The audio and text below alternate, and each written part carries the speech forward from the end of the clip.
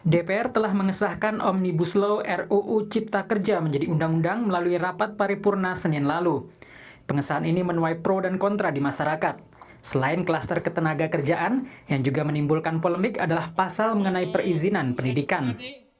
Aturan terkait pendidikan ada di pasal 65 paragraf 12.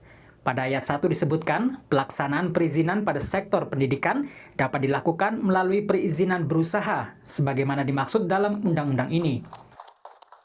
Sementara di pasal 2 disebut, ketentuan lebih lanjut pelaksanaan perizinan pada sektor pendidikan diatur dengan peraturan pemerintah.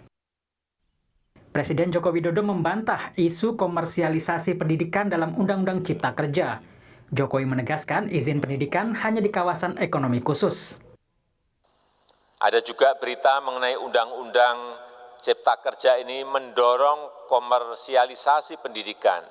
Ini juga tidak benar.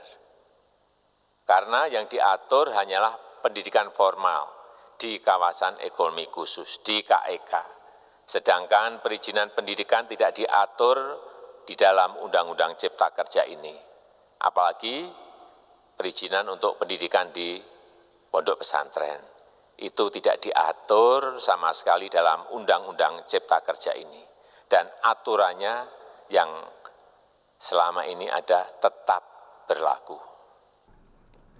Sementara Menteri Koordinator Perekonomian Airlangga Hartarto menyebut Undang-Undang Cipta Kerja tidak lagi mengatur soal pendidikan karena klaster pendidikan sudah dikeluarkan dari Undang-Undang Cipta Kerja saat proses pembahasan.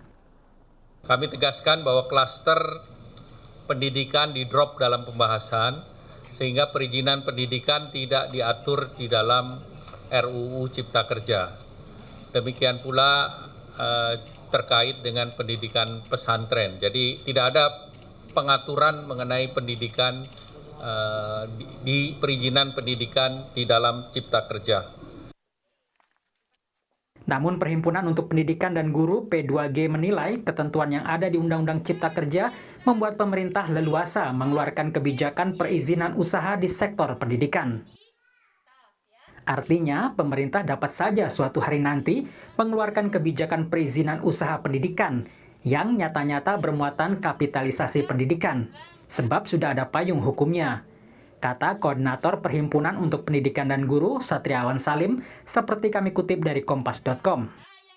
Sementara pengurus Persatuan Keluarga Besar Taman Siswa Darmaning Tias akan mengajukan uji materi ke Mahkamah Konstitusi. Ia menilai keberadaan pasal ini telah menempatkan pendidikan sebagai komoditas yang diperdagangkan.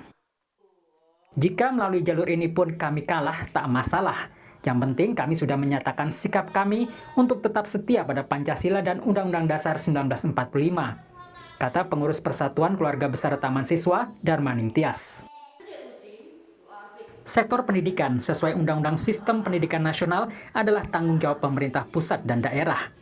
Pemerintah harus menyediakan pendidikan yang adil dan merata di seluruh Indonesia.